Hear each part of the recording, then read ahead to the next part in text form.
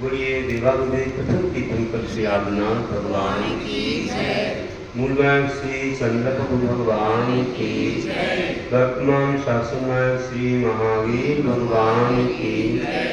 अहिंसा परमो धर्म की जय। आचार्य गुरुवर श्री विद्यासागर जी महाराज। आचार्य गुरुवर श्री विद्यासागर जी महाराज की।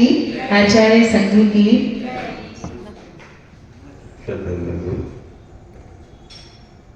हम सब लोग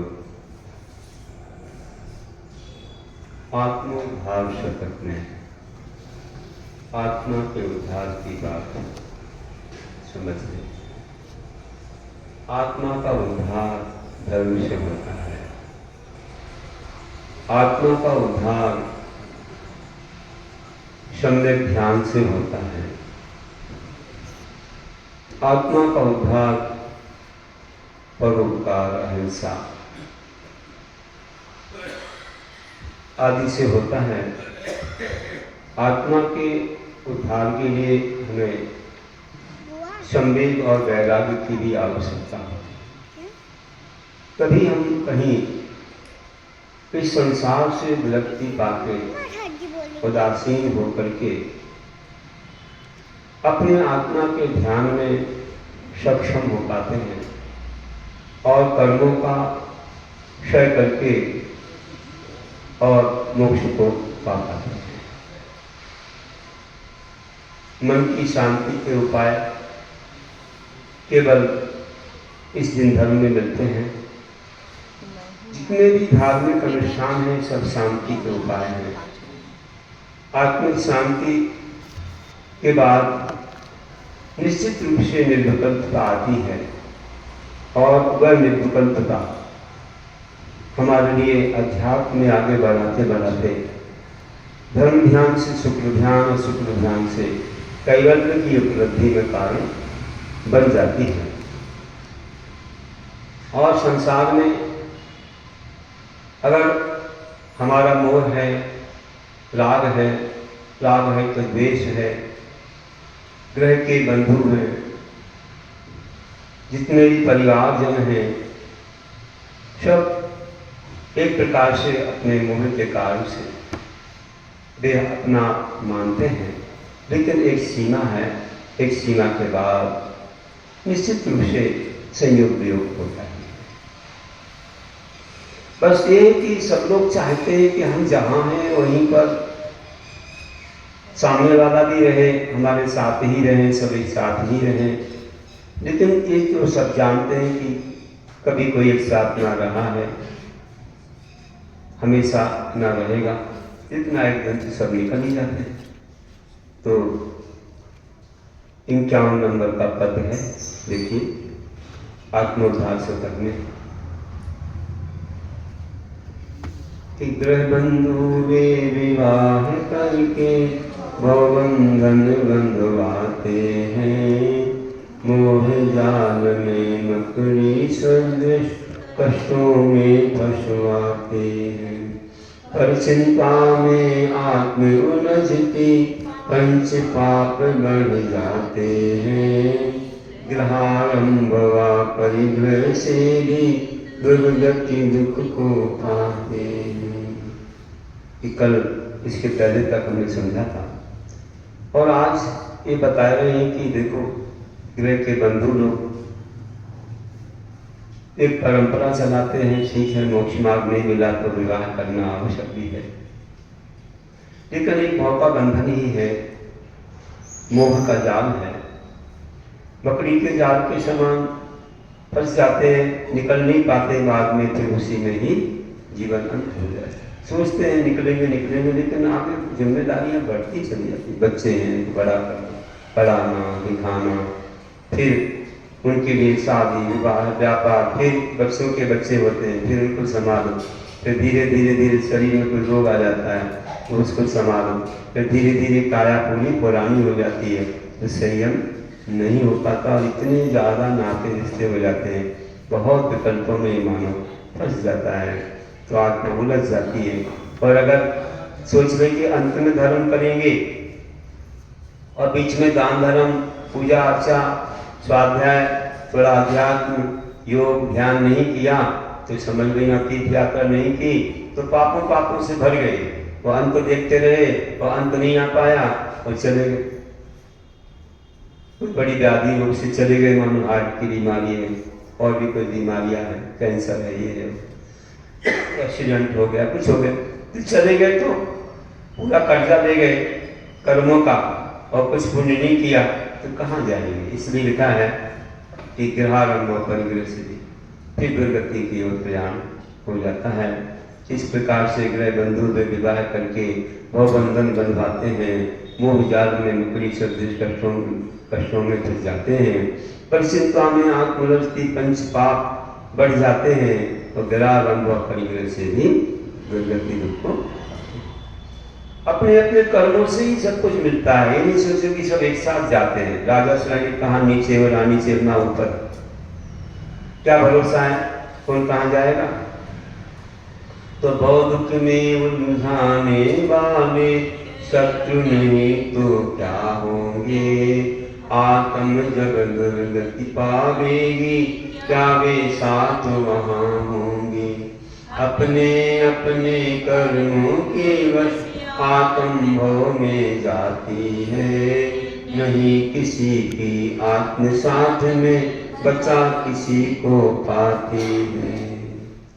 तो बौद्ध में फंसाने वाले लोग फिर क्या है, देखो एक तो गुरु है जो संसार से निकालते हैं और तुम्हें धर्म से जोड़ते हैं, धर्म को मित्र बनाते हैं और हमें दुर्गति से बचा के सदगति ले जाते हैं। तो जो मोह में फंसाते हैं तो हमारा उससे बुराई हो जाता है, अच्छा नहीं हो पाता है और कोई साथ भी नहीं जाता है, साथ ही अपने अपने कर्मों के बस अलग अलग गतियों में चले जाते हैं। आत्मा वहाँ पर जाती है और कोई साथ में नहीं जाता और कोई किसी को दुखों से बचा भी नहीं पाता। ईश्वर देश में आचार्य पूर्णपाद स्वामी कहते हैं कि दिग्देश से शम बसंती नमी नमी स्व स्व कार्य वसाद्यांति देशे दुर्जु प्रगति। दिग्देश से क्या खगा इत्य, दसों दिशाओं से, विभिन्न देशों से, अनेक देशों से आकर के पक्षीगण शाम के समय वृक्ष पर बैठ जाते हैं। बहुत सारे अलग अलग प्रकार के पक्षी हैं और देखते इतना बड़ा समुदाय हो गया, बड़ा आनंद आता है, एक दूसरे से कुछ नाता थोड़ी देर का हो ही जाता है और खेलते हैं और उनकी किलरव चलती है, रात भर रहते हैं। प्रातः होते ही तो क्या कहा, प्रातः होते ही देश से दिक्षु वे सभी जो हैं पक्षीगण अलग अलग दिशाओं में चले जाते हैं। तो देश से दिक्षु प्रगट, क्योंकि जहां जिसका दाना पानी, कहाँ जाएगा, बगुला कहीं जाएगा, तोता कहीं जाएगा, कौवा कहीं जाएगा, कोई कहीं जाएगा, सब अपनी अपनी दिशाओं में चले जाते हैं, कोई एक दिशा में नहीं जाते हैं। वैसे ये घर में आए हैं, कौन कौन सी गतियों से आए हैं, कहाँ कहाँ से आए हैं। अभी अवधि ज्ञान मन परिज्ञान नहीं होते तो बता देते तुम कहाँ से आए हो, तुम्हारा कौन कहाँ से नाता था, कौन तुम्हारा था, कैसा क्या आदि आदि। यहाँ तक कि तुम्हारा किससे बैर, किससे स्नेह था। कई बार बैर वाले लोग भी अपने घर में जन्म लेते हैं, स्नेह वाले दूर रहते हैं, कई बार मिलते भी हैं, कई बार पिछड़ते भी हैं। ये सब चलता रहता है। काट्य कंकृष्ण में 18 नाते की कथा आप लोगों ने पढ़ी, कैसे एक व्यक्ति से 18 नाते जुड़ते, कभी जरूर पढ़ के देखें, बड़ा अच्छा वर्णन। 18 नाते एक व्यक्ति से जुड़ रहे हैं, एक व्यक्ति से दूसरे व्यक्ति से 18 नाते किस प्रकार से घटाए हुए। तो ध्यान रखिए कि इस प्रकार का माहौल जगत में रहता है तो कोई एक साथ ना आता है ना जाता है, थोड़ी देर के साथ ही सब बन जाते हैं, स्टेशन पर मिल जाते हैं, पहचान कर लेते थे, गाड़ी आती है और अपने अपने अनुसार चले जाते हैं, किसकी गाड़ी कहाँ जा रही है, वैसा ही जीवन है। तो देखिए कि अगर देखा जाए तो हम जहाँ रहते हैं उनसे कई जन्मों का नाता हो सकता है, जो अपने आसपास लोग हैं, कई जन्मों का नाता है। और ये संसार कैसा है, दुखों का मुख्य कारण क्या है, इस बात को भी हमें जानना पड़ेगा। तो भव दुखों में उलझाने वाले शत्रु नहीं तो क्या होंगे, आत्म जब दुर्गति पावेगी क्या वे साथ वहाँ होंगे, अपने अपने कर्मों का वश आत्म भाव में, अपने अपने कर्मों के वश आत्म भाव में जाती है, तो नहीं किसी की आत्म साथ में बच्चा किसी को पाती है।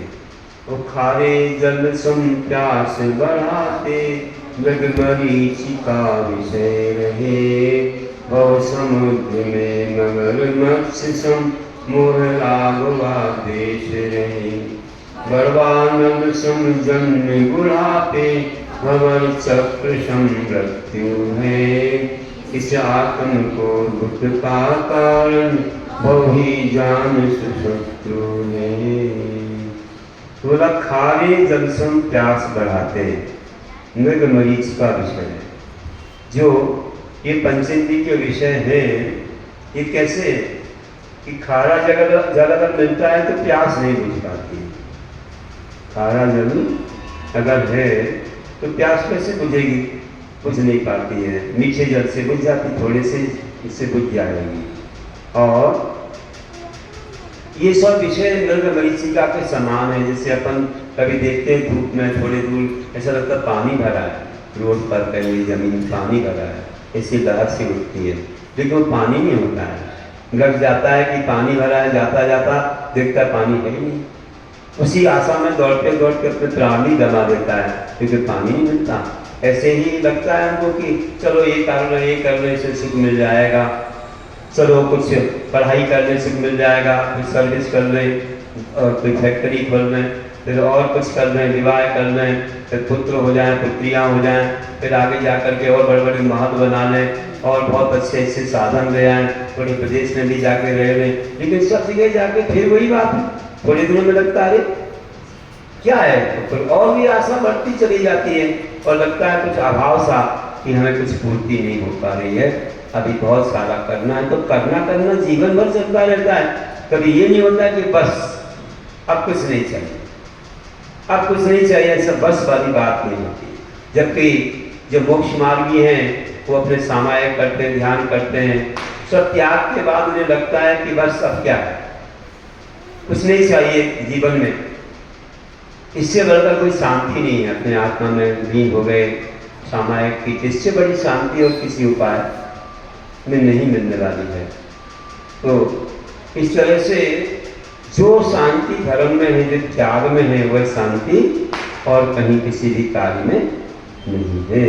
इस प्रकार से देखिए कि संसार के सुख को मरीच का समान है। कितने भी हम सब करते जाएंगे लेकिन फिर भी हम प्यासे ही रह जाएंगे। और ये भव समुद्र है, पूरा संसार रूपी समुद्र है। इसी समुद्र में मगरमच्छ होते हैं। जैसे ही इस जगत में बहुत सारे शत्रु, राग, द्वेष, ईर्ष्या रखने वाले कई प्रकार के लोग हैं जो हमारे लिए विघ्न बाधा में कारण भी बन जाते हैं। तो ऐसे ये मोह, राग, द्वेष मगरमच्छ के समान है। ये चिंताएं, ये रोग व्याधियाँ, तो ये हमको सताते रहते हैं। और ये जो बुढ़ापा है ना, जन्म बुढ़ापा, ये तो बड़वादन के समान है। तो ये भी हमको दुख देने वाला है। और ये जो देखते हैं मृत्यु है, ये चक्र के समान भंवर चक्र है। समुद्र में भंवर चक्र होता, उसमें कोई फंस गया ना तो अंदर डूब जाता है, बाहर नहीं निकलता। वैसे मृत्यु के बीच में जो आ गया वो तो नियम से फिर जाएगा ही। इस तरह आत्म को दुख के कारण ये सब है। तो ये भाव, ये संसार हमारे लिए एक प्रकार से हमें कल्याण का कारण न बन करके हमारे लिए दुख का कारण बन जाता है। तो इस प्रकार से हमने जाना कि खारे जल सम प्यास बढ़ाते, मृग मरीचिका विषय रहे, भव समुद्र में मगरमच्छ सम मोह राग व द्वेष रहे, वड़वा नल सम जन्म बुढ़ापे, भंवर चक्र सम मृत्यु है। और इस आत्म को दुख का कारण बहु ही जान शत्रु है। इस प्रकार से बताया। और आगे हम देखते हैं कि कैसे हमारी व्यस्तताएं बढ़ती चली जाती हैं, एक के बाद दूसरी, और जिम्मेदारियां, बहुत सारी आवश्यकताएं हमें सामने आती हैं। तो ये सब संसार का ऐसा स्वभाव है। देखिए कि बालपना तो कीड़ा में ही व्यतीत शीघ्र ही हो जाता, युवापना स्त्री भोगों में लीन व्यर्थ ही हो जाता।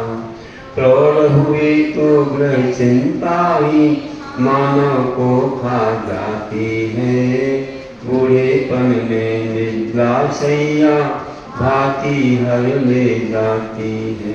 अभी अनादिकालीन हमारी कथा है, अनादिकाल से हमारा क्या रहा वो कहते हैं गुणभद्र आचार्य आत्मानुशासन में, उसी के भाव को लेकर हमने यहाँ अपनी कविता तैयार की है।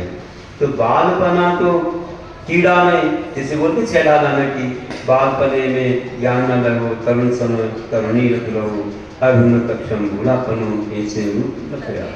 तो बालपना तो कीड़ा में ही व्यतीत शीघ्र हो जाता है, कब निकल जाता मालूम नहीं पड़ता, बड़ा हो जाता, फिर विवाह हो गया तो विवाह हो गया, तो उसमें लीन हो गया, प्रौढ़ हो गया तो बहुत सारी जिम्मेदारियां आ गई, बहुत सारा फैल गया जाल, सबसे नाता जुड़ गया परिग्रह से और परिवार रिश्तेदारों से। फिर बूढ़ापन आ गया तो बूढ़ेपन में आलस आने लगा, निद्रा सताने लगी, बैठे बैठे नींद आ जाए, कहीं भी नींद आ जाए, पढ़ना नहीं हो, आंखें मिच जाती हैं, स्वाध्याय नहीं होता है, बहुत सारी बाधाएं उत्पन्न हो जाती हैं। तो बस इसके बाद तो फिर एक बार सो गए फिर चले जाते हैं, फिर इस जन्म से पार हो गए, लेकिन जन्म मरण के चक्कर से पार नहीं। जन्म मरण के चक्कर तो पार तब पाएंगे जब हम साधु बन के व्यक्ति बन के सर्वदेखना को धारण करेंगे और त्याग के साथ, नियम संयम के साथ नमोकार बोलते हुए शरीर को छोड़ेंगे तो हम भव समुद्र से पार हो सकते हैं। लेकिन पंचम काल में मोक्ष नहीं है, 2-3 भाव में या साकार भाव में नियम से मोक्ष मिलेगा। एक बार भी सर्वदेखना धारण करेगा नियम से मोक्ष। अनुवृत्ति बन गया तो 5 अनुवृत्ति की निधियां उसको स्वर्ग में ले जाएंगी, रिद्धिधारी देव बना करके वह पंचकर्ण करेगा, भगवान के तीर्थंकरों के विदेश क्षेत्र में जाएगा, अंग पूर्व के ज्ञानियों का दर्शन होगा, रिद्धिधारी मुनियों का दर्शन होगा। इतनी बड़ी उपलब्धि हमें अनुव्रतों से होती है। तो अनुव्रत बहुत महान है, सम्यक दर्शन हमें दुर्गति से रक्षा करता है। तो अनुव्रत हमारे लिए रिद्धिधारी देव बना करके तो 7 भाव में मोक्ष के कारण बन जाते हैं और हमें अगले जन्म में साक्षात तीर्थंकर के समुद्र के लिए दर्शन करने का सौभाग्य मिल जाता है। इस प्रकार से बताया। तो निर्गंध बनने में निर्गंध मुद्रा ही हमारे लिए सार्थक हो पाती है, अन्यथा तो हमारा जीवन अनादिकाल से व्यर्थ गया है। बालपना तो पीड़ा में बीता और युवापना भोगों में गया और प्रौढ़ हुए की चिंताएं बढ़ी और बूढ़े हुए तो काया ने साथ छोड़ दिया। फिर धन्य मुनीश्वर तप से जिनने इस तन को है सुखा दिया, हुआ नृत है रज कर्ण से तन देह राग को भुला दिया। ना देखे जग उन्हें राग से नहीं स्त्रियां ने धरे, नहीं लुभाती लोक संपदा जग में साधु विराग रहे। कैसा है जीवन साधु का? धन्य भी मुनीश्वर तब से जिन्होंने स्तन को सुखा दिया। कैसे उनके कपाल अंदर की ओर हो गए, आंखें धस गई हैं, घुटनियां चमक रही है, शरीर पर पसीने से रस सिबक गई है, रज भी पवित्र हो गई है। उनकी मुस्कान, उनकी शांति प्रभावित करती है, उनकी तपस्या हमारे जीवन को सुखमय शांतिमय करती है। ऐसे वे अपने जीवन में कोई भी राग नहीं, यहाँ तक उनके शरीर को देख के किसी को राग नहीं होता क्योंकि उन्होंने शरीर को सुखा दिया। वे शरीर में कोई सजावट आदि नहीं करते हैं और लोग संपदा भी नहीं रहा पाती क्योंकि बहुत अच्छे उनके लिए ये दिखाओ जगत के पदार्थ रत्न मोती खजाने महल और सब बहुत विशेष चीजें उन्हें लोभ नहीं आता है, क्योंकि उन्हें सब त्याग कर दिया है। उन्हें दिखता है सब आरंभ सारंभ परिग्रह हैं, इनसे मेरा क्या नाता है। तो ऐसे वे साधु विराग होते हैं, उन्हें राग नहीं होता है। विगता कागयति विरागा, जैसे विगत मतलब बीत गया है राग जिनका, ऐसे विराग कहलाते हैं। धन्य है से मुनीश्वर कि तब से तन को सुखाया है और शरीर पर आई रज भी पवित्र हो गई, और जिन्हें कोई प्रभावित नहीं कर पाया, लोक संपदा से प्रभावित ना हो करके वे वैराग में लीन रहे ऐसे।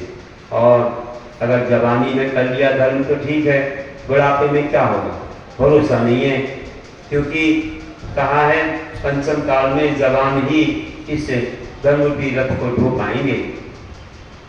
चंद्रगुप्त के सपनों में कि पंचम काल में देखो उन्हें अर्थ बताया कि एक रथ को दो बछड़े खींच रहे हैं, तो पंचम काल में जवान लोग ही संयम धारण कर पाएंगे, वृद्धों से संयम करने के बाद कठिन होगा। ऐसे महान दुर्भर व्रतों को धारण करने वाले उत्साह के साथ उमंग के साथ वे युवा होते हैं। तो कहा है कि बूढ़ेपन में भवि तेरी वे नेत्र ज्योति भी कम होगी, नहीं सुनाई देंगे बचरी कर्ण शक्ति जब दम होगी। कमर जहाँ फिर झुक जाए दर्द आएगा घुटनों में, जिन मुनि गर स्वयात्रा संयम रह जाएगा सपनों में। कैसा होगा जीवन देखो, इसकी चर्चा यहाँ की है कि बूढ़ेपन में हे भवि तेरी नेत्र ज्योति कम हो जाएगी, आंखों से नहीं दिखेगा, है ना। ऑपरेशन कराने के महाराज ये सब नहीं है। मुख्य बात है कि आंखें संयम के लिए अति अनिवार्य है। क्रियापद भी चलता है, शुद्धाहार भी उन्हीं से होता है। तो कहाँ तक कितना कराओगे, आखिर जो है अपनी एक सीमा भी है। और कान जब सुनाई नहीं देंगे तो कान कहाँ से लाओगे, मशीन लगा देंगे, कहाँ तक एक सीमा है। उम्र तो ढलेगी तो एक दिन ऐसा होएगा कि कर्ण शक्ति दम खो देगी, कमर झुक जाएगी, तो क्या करोगे, लाठी ले लेंगे, क्या करोगे, नहीं ले सकते। थोड़ा बहुत कोई सहारा दे दे, किसी को पकड़ के चल जाओ, लेकिन कब तक, वो भी कब तक। घुटने में दर्द आएगा तो क्या करोगे, सहोगे, लेकिन कब तक, फिर खड़ा ही नहीं हुआ जाएगा तो क्या करोगे। जिन्हें भगवान के दर्शन, मुनियों के दर्शन, यात्रा, संयम की रक्षा स्वप्नों में रह जाएगी, फिर साक्षात होना दुर्लभ हो जाएगी। इसलिए हमें चाहिए कि हम जल्दी से जल्दी जब लो न रोग जरा बहे तब लो घटति निज हित करो। पहला ने क्या बोला कि जब लो रोग और बुढ़ापे में नहीं घेरा है तब तक अपना हित कर लो, बाद में पछताओगे, अरे मैंने शक्ति कहाँ खो दी, अब तो जीवन ही नहीं बचा मेरा। ये भाव ऐसे ही चला गया। अगला भाव क्या जैनधर्म में मिलेगा, जैनधर्म मिलेगा मुझे मालूम नहीं है कैसा मिलेगा, देव साहब को मिलेंगे नहीं मिलेंगे, जो मिला है उसमें उपयोग करो। अंत को मत बैठे रहो, रोज करते जाओ धर्म ज्ञान, दिन बीतते फिर वापस नहीं आएंगे, कब क्या हो जाए नहीं मालूम, इसके पीछे रात उसकी क्या बात, कुछ नहीं भरोसा जीवन का। जीवन है पानी की बूंद, कब मिट जाए रे होनी अनहोनी कब हो जाए, बोलते ही हैं, कोई भरोसा नहीं जीवन का। अभी कुछ दिन पहले क्या हुआ था, एरोप्लेन का क्या हुआ था, देखो कैसे चले गए लोग, कोई भरोसा नहीं है जीवन का, तब क्या घटना घट जाए। इसलिए हमें तुरंत रोज ही अपना कर्जा चुकाना, रोज जो आरंभ सारंभ पाप हो रहे, रोज अच्छा अभिषेक, पूजा, दान, धर्म, त्याग जो भी है जब तक सब करते जाओ तो रोज ही हमारा कर्म कटता जाएगा, पुण्य बढ़ता जाएगा, तो दुर्गति से हम बच जाएंगे। इस प्रकार हमें जीवन में पालन करना है। तो संयम की योग अवस्था जो है वो जवान अवस्था है। यवा अवस्था ही संयम के उत्तम पालन का साधन, उत्साही बन वैरागी के कर्म निर्जला का कारण। दो बछड़ों में ऐसे सपनों सन होगा युवकों में वह तन मुनिवत,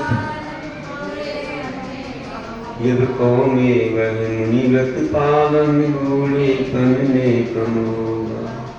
ऊपर का पद भी बहुत अच्छा बताया, इसको भी याद रख रहे कि बूढ़े पन में कभी तेजी व नित्य ज्योति जब कम, नित्य ज्योति भी कम होगी, नहीं सुनाई देंगे बचती कर्ण शक्ति जब धन होगी, कमर जहाँ पर झुक जाएगी दर्द आएगा घुटनों में, जिन मुनि दर्श हुआ याद का संयम रह जाएगा सपनों में। यवावस्था ही संयम के उत्तम पालन का साधन, उत्साहीवन वैरागी के कर्म निर्जला का। उत्साह अगर हो वैरागी को तो बहुत कर्मों की निर्जला हो जाए। एक युवा है अगर कंप्यूटर का काम करता है तो झटपट पूरे अपनी कंपनी का काम फटाफट कर देता है, कितने जल्दी कर देता है कि पूछो मत। इसलिए जवानों को रखते हैं भैया अच्छे काम हो जाएंगे, है ना, अच्छी सैलरी भी देते हैं, काम भी जल्दी होता है। लेकिन जो व्रत हो गए उनसे इतना नहीं हो पाता काम, है ना। इसलिए ध्यान रखो कि हम जवानी में जो संयम पाले उत्साह से, हम लोग 3-3 4-4 अंतराल में विहार करते थे, उतना ही जितना गुरु महाराज जी कर रहे हैं, 35-40 साल तो उतना ही चलेंगे, कोई कमी नहीं आएगी। एक बार तो 8 अंतराल में विहार किया, फिर एक दिन ठीक हुआ, फिर 8 अंतराल आया, कई बार 10 अंतराल में विहार किया। तो ऐसा हमें ध्यान है, हम लोग बंडा से गए ललितपुर तो 10 दिन अंतराल। एक बार सोनागिरी से आए ललितपुर तो भी केवल 2 आहार ठीक हुए, बाकी दिन अंतराल। एक बार और एक जगह 8 अंतराल हुए, फिर एक दिन ठीक हुआ, फिर 8 दिन फिर अंतराल। ऐसे करके हम लोगों की पूरी क्रिया एक भी कमी नहीं आती थी कि सामायिक में कोई कमी आ जाए कि कुछ दिन में देखना पड़ जाए, कुछ नहीं। जैसे कि क्योंकि जवानी है, बहुत उत्साह रहता था, सबकी अच्छी रहती थी, कोई दिक्कत नहीं आती थी। सब बोलते थे देखो कितना तप हो रहा है, कितनी निद्रा हो रही है, उत्साह है। गुरु महाराज के पास रहते थे, उनके पास 3 सामायिक रात्रि पूरा सब, तो ये कैसे होता था। आज याद आता है ये सब जवानी का प्रभाव। तो ये वैराग की शक्ति है, ब्रह्मचर्य की शक्ति है, बहुत काम देती है। तो हमें शक्ति को व्यर्थ नहीं होना है और अपने धर्म में लगाना है। तो कई जन्मों के कहते हैं कि चौथे काल में अगर एक 10 वर्ष में जो कर्मों का क्षय होता था वो 1 वर्ष में हो सकता है, 1000 वर्ष में होता था वो 10 वर्ष में हो सकता। इतना बड़ा आज, क्योंकि पंचेंद्रिय के साधन इतने ऐसे सब कुछ विषय हैं, इसके बीच में कोई साधु पद का पालन कर रहा है, अंतराय हुआ सामायिक और पूरी अपने सब कार्यों में लगता है, तो हम लोगों का समय तो व्यर्थ जाता ही नहीं है। अगर उपवास की है ना, तो जिस समय मिल गया अपन आहारचर्या को नहीं गए तो कुछ लिखने लगे, है ना, कहीं थोड़ा प्रकाश आ रहा है, भले शाम हो गई, थोड़ा लिखने लगे, भैया बत्ती करना लिखने लगे, इसी में काम होगा। लोग बोलते थे क्या कर रहे हैं महाराज, अब आपको समझ में आ गया। कल 1 शतक पूरी हो गई, उदयनगर में 1 शतक की रचना पूरी, कल प्रशस्ति लिख गई 11 की और 1 शतक पूरी। एक कविता में 1 शतक बन गई, तो ये उदयनगर इंदौर की एक इतिहास बन गया, स्मृति बन गई। तो अब सुनाएंगे कभी, अभी तो हस्तलिखित है, सुनाएंगे। बहुत अच्छा वर्णन है, ज्ञान का वर्णन आया है, कुछ महापुरुषों का, कुछ जो उपसर्ग विजेताओं का, कुछ क्षेत्रों का वर्णन भी आया है, कुछ शास्त्रों का वर्णन आया है कि आचार्य ने क्या काम किए हैं। जो अगर उसको कोई पढ़ेगा तो पूरी कथाएं याद आ जाएंगी, सब कथाएं क्षेत्रों को याद करके सामायिक हो जाएगी। 2-2 लाइन की कविता है सुख के रूप में, तो एक सामायिक जरूर हो जाएगी इसकी, पूरा अच्छा मन लग जाएगा उसमें, सरल है। और तब उसको क्लियर करेंगे, फिर आपको बताएंगे। पिछले वर्ष भी एक आशीर्वाद शतक भी लिखी गई थी और एक 24 तीर्थंकर स्तुति भी लिखी गई थी। ऐसे हर वर्ष कुछ ना कुछ नया चलता रहता है। अशोकनगर में भी सम्मान प्रभावना काव्य लिखा गया था। तो एक जगह आगे बढ़ते हैं और कुछ लिखते रहते हैं। लखनऊ में भी अध्यात्म संयोदय और अंतादि शतक का हुआ था, ऐसे चलता रहता है। गुरुकुल महिमा काव्य पिंडरई और नैनपुर के वहाँ पर हुआ था, ऐसे सब कुछ चलते रहते हैं। तभी आप लोगों को जानना है कि हम अपने समय को व्यर्थ न करें, ये वापस नहीं आएगा। संसार में गया हो तो गया, हमारे कोई काम नहीं आया। जो धर्म कर लिया वो अपने काम आया, बाकी तो गया। इसलिए संस्थाएं ये बहुत बड़े बड़े क्षेत्र सब अब उसमें समय चला जाता है और अपने लिए समय नहीं मिलता है। इसलिए अपन बाहरी समय ना खोते हुए अपने लिए उपयोग कर लेते हैं तो अच्छा होता है। तो यहाँ कहा कि देखो, युवावस्था ही संयम के उत्तम पालन का साधन, उत्साही बन वैरागी के कर्म निद्रा का कारण, दो बछड़े वे रथ को खींचे ऐसे सपनों सम होगा। दो बछड़े रथ को खींच रहे हैं कि जवान अवस्था में संयम जो बताया था, और भद्रबाबू स्वामी ने उनका फल बताया कि युवकों में वह मुनिगत पालन, बूढ़ों में बूढ़ेपन में कम होगा। ऐसा महान है ये अपना धर्म। और अंतिम कहता हूँ कि सम्यक दर्शन से हमारा जीवन महान बनता है। हम कैसे आगे बढ़े और मिथ्यात्व को छोड़ते हुए धर्म का चिंतन करते हुए और अपने जीवन को सफल बना। पंचम युग है मिथ्या मत भी डग डग पर दर्शित होते, धर्म क्षेत्र में लोक कामना दिए कार्य गम जोते, लोक की इच्छा बिना धर्म का कार्य चंद जन करते हैं, वही संकृत तो से स्वर्ग के सुख को बढ़ते हैं, वही संकृत साथी से स्वर्ग के सुख को बढ़ते हैं। पंचम काल में मिथ्यात्व का बोलबाला है, जग जग पर मिथ्यात्व मिथ्या है, अनायतन दिख रहे हैं, है ना। जहाँ कहीं देखो शराबी शराबी दिख रहे हैं। और धर्म क्षेत्र में भी लोग कामना कर रहे हैं। अगर धर्म कुछ करते, विधान पूजा करते, ये मिल जाए वो मिल जाए, तो संसार की कामना से करते हैं। लेकिन नारियल भी चढ़ा रहे हैं, आशीर्वाद भी दे रहे हैं, आहार दे रहे हैं, तुम्हारा ये मिल जाए वो मिल जाए, तो संसार की कामना करके धर्म कर रहे हैं। जबकि निक काम से कम होना चाहिए। आप ना करो तो और ज्यादा मिलेगा, लेकिन ये बोल देते हैं उससे कम हो जाता है। इसलिए 6 बातें मांगो, दुख कहो, कम न कहो, भविलाओ, सुगई गमन, समाई मनम, जंगल संपत्ति हो। इसके अलावा कुछ मत मांगो। मांगोगे तो फिर मिथ्यात्व हो जाएगा, कांक्षा हो जाएगी। तो निकांक्षित भावना से हमें धर्म करना चाहिए, नहीं तो फिर एक गम मिलेगा, मतलब दुख ही मिलेगा। और लोग की इच्छा बिना धर्म का कार्य चंद जन करते, लोग की इच्छा के बिना जो धर्म कार्य करते हैं वो चंद लोग हैं। चंद मतलब बहुत कम लोग हैं। यही लोग संकित वाले, सम्यक दर्शन वाले हैं। वे कांक्षा नहीं करते धर्म से। उनसे पूछे तुम्हें क्या चाहिए, तुम धर्म कर रहे हो, पूजा अर्चा व्रत नियम से क्या चाहिए? वे कहते हैं हमें कर्म निद्रा चाहिए, कर्मों का संबल, और हमें मोक्ष चाहिए, और हमें कुछ नहीं चाहिए। तुमको स्वर्ग चाहिए, तुमको राजा का दवा चाहिए, तुमको और संपदा चाहिए, तुमको और भी पुष्टि स्त्री आदि चाहिए। नहीं नहीं, इसके लिए धर्म नहीं किया। जांचो नहीं सुरवास पुनि नटराज परिजन साध जी, जांच हूं तुम भक्ति भव दीजिए सुन। मैं नहीं चाहता सुरवास, स्वर्ग का वास मैं नहीं चाहता, जांचू नहीं, तो चाहूं नहीं। नटराज चक्रवर्ती का पद नहीं चाहता और परिजन का साथ नहीं चाहता, तो जांच हूं तुम भक्ति भाव। हे भगवान, आपकी भक्ति हमें भाव में मिलती रहे, बस यही चाहता हूं। उसी से मुक्ति मिलेगी, उसी से शक्ति मिलेगी, उसी से मुक्ति मिलेगी। ऐसी भावना के साथ वे करते हैं कि वे ही संत 7 व्रतों से स्वर्ग सुख को भरते हैं। ऐसे सम्यक दर्शन के साथ व्रतों से स्वर्ग जाते हैं।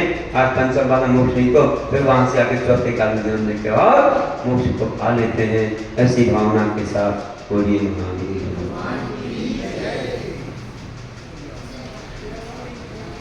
जवानी के ज्ञान से सूझे लो पालो, सोवानी मस्तक सदा देखो। हे जीवानी भारती तो ही को मिले, जो तेरी शरणा में छोपा में सुख से देव जो हरिहंत को गुरु सेवा में दया धर्म पालो।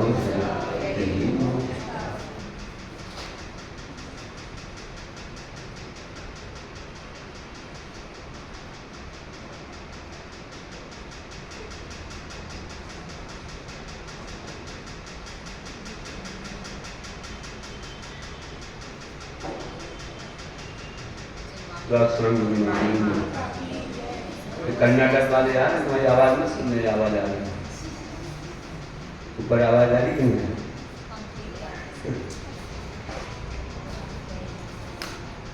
तैयारी में लग जाओ। अब दिवाली और किसी परिवर्तन दो ही कार्यक्रम है। दिवाली पर कलश दो और पूजा में रखो, है ना? अवसर है, सबको बताओ भाई कि आना सुबह इतना निर्माण महोत्सव, वही तुम्हारा तो कार्यक्रम शुरू हो जाएगा 6-6:30 बजे से। तो कहाँ करना, मंदिर में कि यहाँ करना हो तुम जानो। लाडू का कार्यक्रम होगा, फिर हमारी भक्तियों से कलश स्थापित हो जाएंगे। इस सब कलश ला के यहाँ रखना है। हम सुबह ही मंत्र बोल आएंगे वहाँ मंदिर में जाके, तो अपने वहाँ से कलश यहाँ ला के रख देंगे। तो यहाँ अपन स्थापन करके भक्ति पढ़ के थोड़ा भगवान महावीर का अपने कल्याण सुना करके थोड़ा प्रवचन दे के दीपावली का मान, है ना? चतुर्दशी को उपवास रहता है हम लोगों का, फिर उस दिन आहार को उठना रहता है अमावस्या को। तो बस निष्ठापन होगा, सबको कलश दे देना। और जो परीक्षा हुई थी यहाँ पेपर से, उसका भी परिणाम और जो बच्चों का भी चित्रकला प्रतियोगिता का परिणाम हो जाएगा। वो तो चल रही है, वो तो वही चलती है, बिना देखे बोलना पड़ता है, तो माफ हो। वो तो कई लोगों ने सुना दिया, बहुतों ने सुना, पटवार से सुनाया, भक्तांबर, कई चीजें सुना रहे वहाँ पर, शोक देश। हाँ उस दिन तो वो उस दिन है, किसी पर पहले ही कर देंगे उनका, जैसे मानो 4 से 5 है, तो अपन उसके पहले कर देंगे, 4 के पहले, या जल्दी आ जाएंगे 1:45 बजे। तो सारे कार्यक्रम अपन अपने बहुत सारे कर देंगे, वहाँ से मिनट बाय मिनट उनका होगा, उसमें अपन को बहुत सारा ये अपन को कर देना चाहिए। तो उनको आना है, आज भी कल भी लोग होके आए राजपाल का, तो मिल भी आता उनसे आज सुबह।